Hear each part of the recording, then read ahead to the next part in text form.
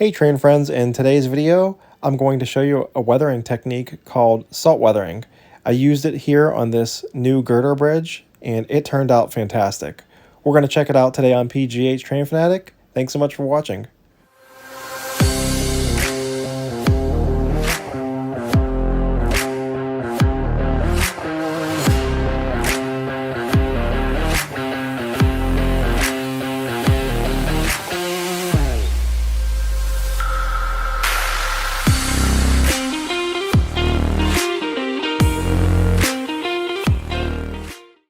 So I just got done building this 31.5-inch bridge with my new PTF Designs girder bridge sides.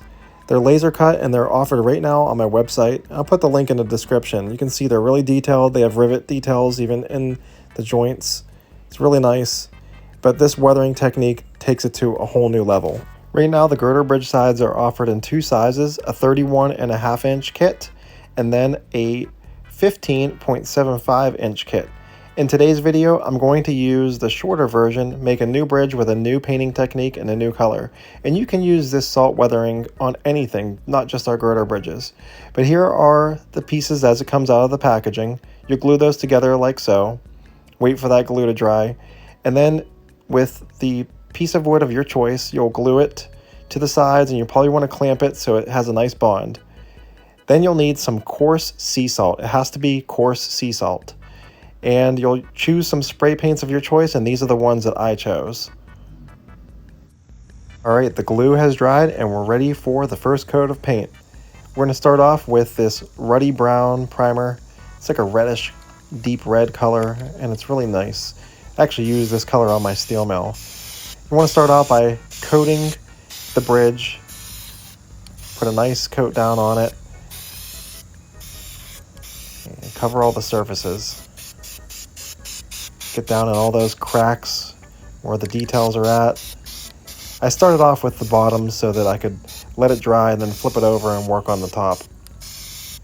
Alright, so after the bottom dried, flip the bridge over and started coating the top of the bridge, and everything's drying really fast in this warm sunny weather.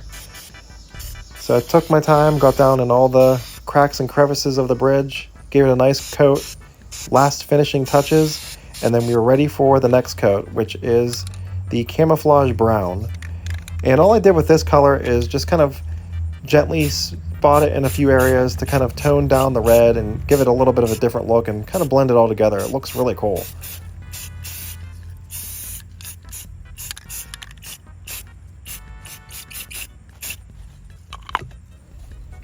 And like I said, this paint was drying so fast I was able to touch it pretty quick, flip it around, and we'll give a nice little brown dusting on the other side.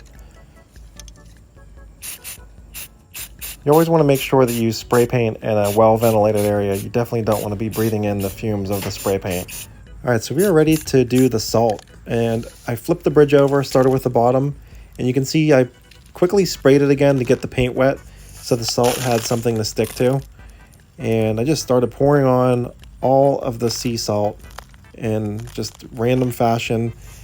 Kind of want to use a lot of it, to be honest. It gives it a really cool effect the more you have. If you don't use enough, it's not going to look right. And if you get chunks like that, that's okay. That's even better if you use something like that. Okay, so we are ready for our coating of black primer. I'm going to just gently mist this salt to get it coated with the black so it sticks better. And then once you get it coated well, you can start heavily applying the paint. But you can see here I was just gently spraying it down, and I was having problems with the salt not sticking. It was like a 90-degree day and the paint was drying so fast that I couldn't get the salt to stick well. But it still turned out really cool. And you can see here, after I got it to stick, I started laying on a heavier coat of the black paint. Alright, so after a short while the paint was dry and just shook off the loose salt. And you can see how cool it looks already. It's just that short amount of time. This process is super easy. So we're going to start working on the sides of the bridge next. So again, I took a little bit of extra paint and put it on to get the paint wet just before putting the salt on so it had something to stick to. and I got down on the inside of the lower piece as well. And next thing I did was just start adding a little bit more color, get a little bit more of that red. I kept using the brown.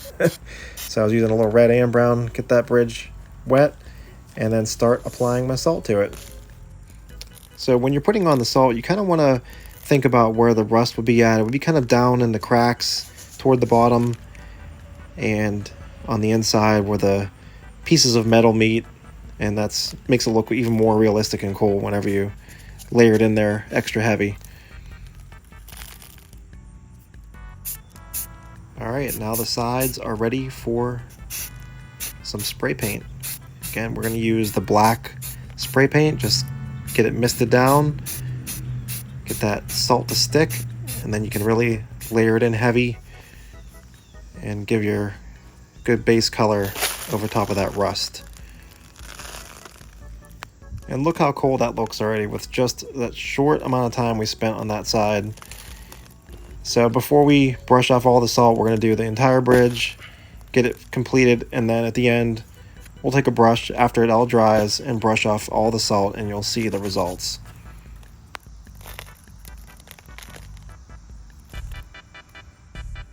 So you can see even on this side I even went a little heavier with the salt, and then just started to coat it again with the black spray paint.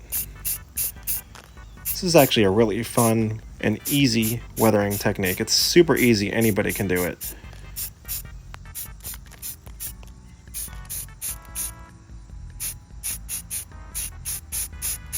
Alright, so a little while later, the bridge has completely dried and we're ready to brush off all of the extra salt that is still stuck on the bridge.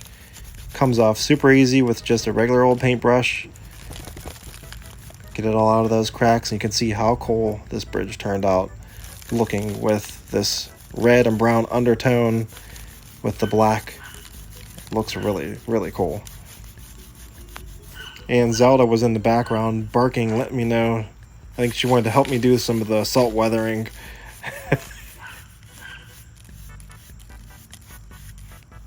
Alright, and then the last side we have to brush off is the bottom. And you can see how awesome this turned out. It looks old, weathered, and rusty. And this is a really neat looking 15.75 inch girder bridge that you could use on your railroad. That looks like it's been there for a long time in heavy use. And that paint's starting to peel, and it just has all kind of character, and it's really, really neat. You can see that there's even texture in it. It's really cool. And I just threw on a piece of track to kind of give you an idea just how big the bridge was. But here's the other side. Turned out awesome. I'm really happy with it. So this is the same technique that I used on the other bridge with the green. It was just, instead of black, I used green on this one. You can see it just turned out exactly the same way and really cool. I'm super happy with it. So thanks again for watching. Let me know in the comments what you think of this painting technique, and as always, take care and we'll see you next time.